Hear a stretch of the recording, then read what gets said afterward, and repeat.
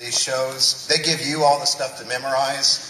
So Mark Harmon can go, and then what happened? And then, so you have to memorize all this technical stuff that you don't really know what it means, and you got to get on Wikipedia and look up a bunch of stuff.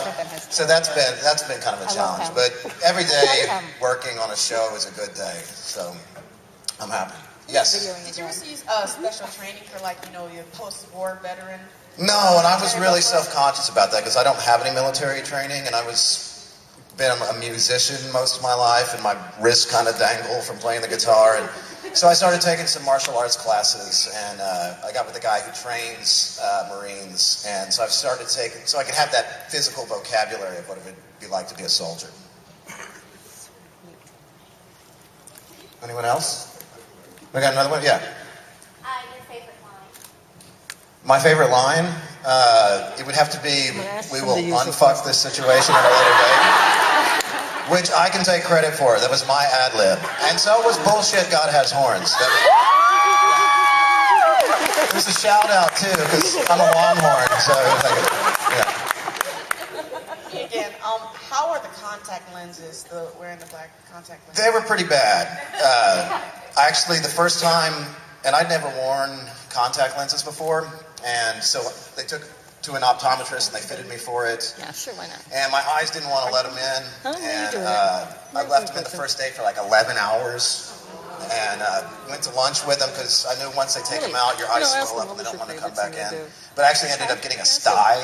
What his favorite scene was to do? It sounds like a 19th century disease or something. A sty. But yeah, so I got like this little pimple in my eyelid from the contact lenses.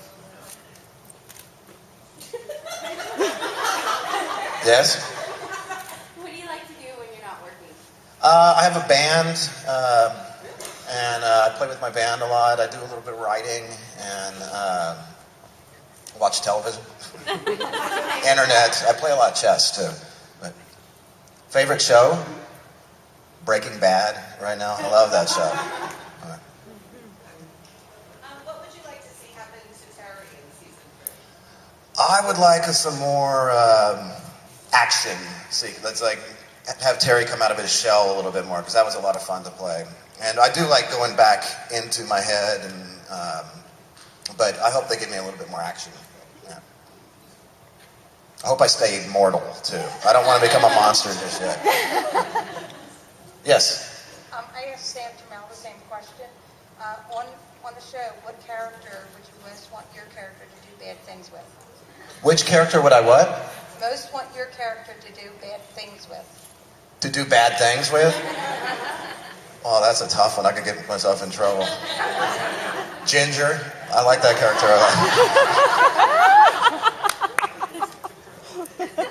Okay. Yes. Okay, so we know that Terry and Arlene had a lot of moments during season 2, which was really great, by the way. Mm-hmm. So there's been a lot of speculation online that maybe something might happen from that. Now, because that has been confirmed, I think that is going to be an issue. However, I was talking to Carrie about it when we found out about it at the same time, and the timeline, like from the beginning of season 1 up until the end of season 2, is only like 2 months or something. Yeah. So I can't see a 9-month pregnancy in one season. So unless it's like some weird demon that gestates for 9 days instead of 9 weeks. But yeah, so I think that may be coming. It's interesting to see what it'll be. Or it could be like Rosemary's Baby, like Mary Ann, that put this weird monster in it or something. Let's hope not. Yes? I know your character was a veteran of Iraq, I believe. Mm-hmm. Did you talk to any veterans? I have talked to some. In the books, though, Terry was written as a Vietnam vet, and that's the energy that I brought into the audition room. And he's a kind of a different. A Vietnam vet. A lot of them were drafted, and most veterans now of the Iraqi War enlist, and there is a difference to it. I'm trying to find the right balance. And I have talked to some people, and I'm embarrassed to say that I don't know that much about it, and but I'm learning, every day. Anyone else? Yes. I love the scene with you and Nelson when you are comforting him. That was great. Thank you.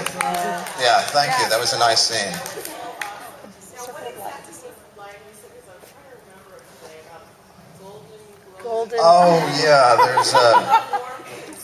Yeah, I want you to imagine a golden glowing orb or ball of warmth and safety was it.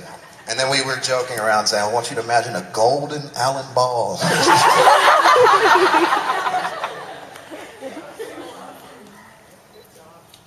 Anyone else? Yes. Who's your favorite person to work with? Everybody's so good. Chris Bauer cracks me up. He's wonderful. He's so good in that part. Yeah. And, but everybody, it's a joy to go to set. Nobody's stuck up, and it's great. Yes.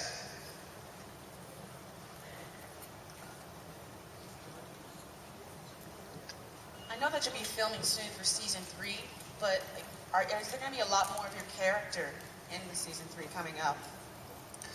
The question again? Is there going to be a lot more of Terry Bell Flores? I sure hope so. I've seen the first 2 scripts and I'm in there. I'm peppered in there, and they're starting something with the Arlene thing. So that's all I really know. But I hope we see a lot of Terry. Me too.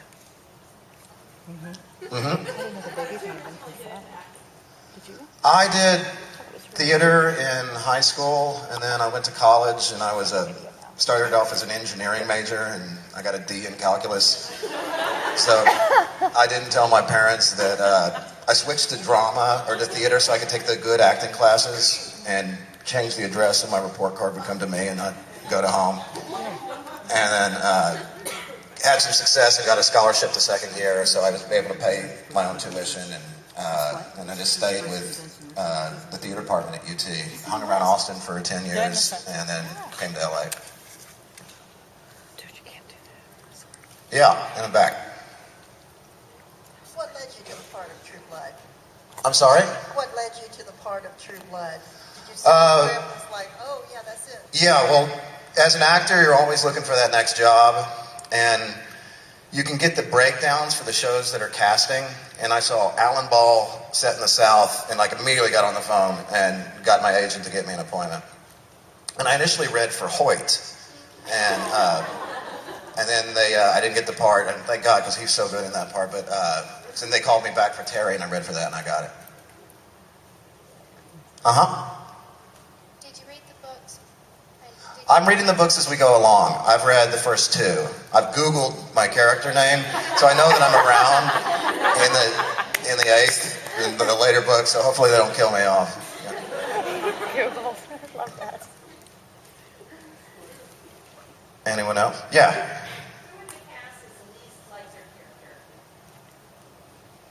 Well, let's see. Michelle Forbes isn't really a demon-clawed monster. And Chris Bauer has a completely different speaking voice than the one he uses for Andy. I'm not a post-traumatic stress disorder veteran, so I don't know. That's the beauty of acting. Might be a post-con stress disorder. Post-convention stress disorder.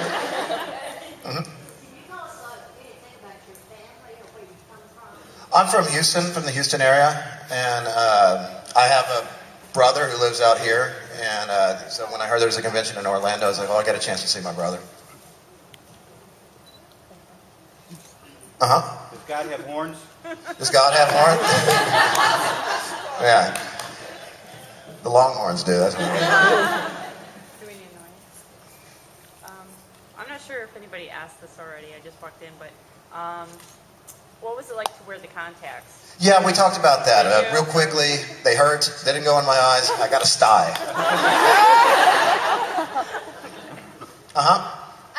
Are you working on anything else besides True Blood? I mean, can we look forward to seeing? I did 3 episodes of NCIS, and those have aired. And but contractually, they want to keep us on the show, so I haven't had a chance. I do a lot of plays too, so I'm always in a play.